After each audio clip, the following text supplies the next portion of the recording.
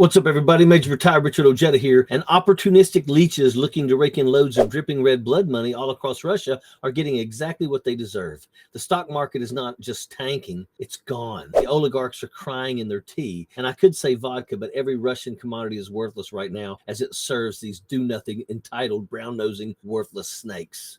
Со мной в студии сегодня Александр Бутманов, экономист, основатель инвестиционного клуба «Союзники», эксперт по биржевым стратегиям. Александр, здравствуйте. Приветствую, добрый день, не говорю. Да, никто уже сейчас не говорит. Биржевые стратегии сегодня это вообще атовизм или вы еще надеетесь в профессии остаться? В крайнем случае я буду работать Дедом Морозом, как 25 лет назад. Ну, это раз в год только. Да.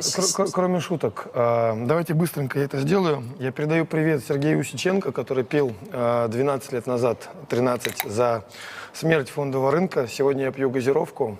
Дорогой фондовый рынок, ты был нам близок, был интересен. Покойся с миром, дорогой товарищ. Я не буду комментировать этот флешмоб, не хочу, потому что я в это верить. This investor is toasting farewell to the Russian stock market and goodbye to his make-believe life of perpetual affluence on the backs of actual working, living, and dying people of his country. And he can thank his wannabe emperor Putin 100% for that. A system that oppresses its people is going to inevitably fail. And to play conquest against another nation to steal their resources is thankfully a game that went out of style in World War II. I know we've seen how these sanctions have already hit Russia's economy. The ruble's value has plummeted. The stock market there has been closed. Companies are halting any business they were doing there. What sticks out to you, though, about how these sanctions have been implemented so far? Any surprises here? So the sanctions that have been imposed upon Russia are historic. We've never seen anything like this. Russia is totally and completely isolated. Losing your entire industrial capacity, being hit in this economic way is huge. We've seen stalled convoys, lack of fuel, lack of food, the logistics of the Russian military absolutely falling apart. We are at day 10 now, and Putin is having to resort to really brutal, horrific crackdowns in Russia. To plot war and dream of gloating and profiteering off of your young men and women's bleeding and dying while you sit in a velvet-lined anti-nuclear bunker is the height of disgusting entitlement. These oligarchs are so far removed from reality, it's scary. These people have never worked a day in their lives, but they have money that they've never seen.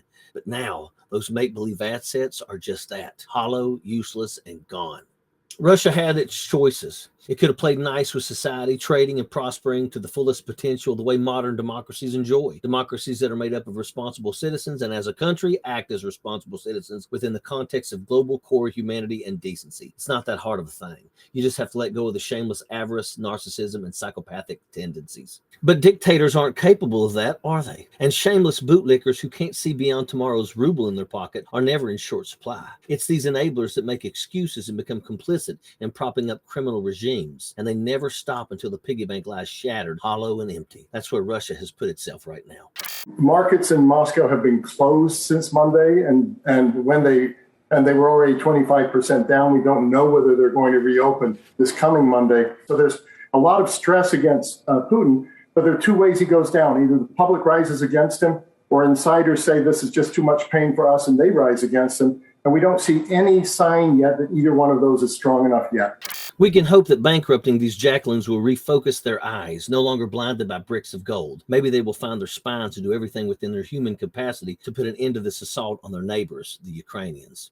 Putin is likely too deep in this game to admit wrong or accept defeat, but both accounts represent reality. He's bankrupted his country and his hands are crimson with the blood of the world. War is an atrocity to the globe. It affects and insults every being on the planet. For somebody to be so out of touch with reality that in time of war you lament over your stock portfolio, that person must have really devoted a life's work of becoming a boil on society. Yet history is ripe with vipers like this. It's not a complicated lesson to drill into one's head that war is not going to net anyone or any gains. Yet time and again, greed has proven it can twist and contort human psyche beyond recognition, and thus war and its enablers continue to exist in the 21st century. The sane, civilized, and decent people across the globe can only hope that these bankruptcies can be the much-needed eye-opener to teach history's most important lessons once again. Sappers clear the way, airborne all the way.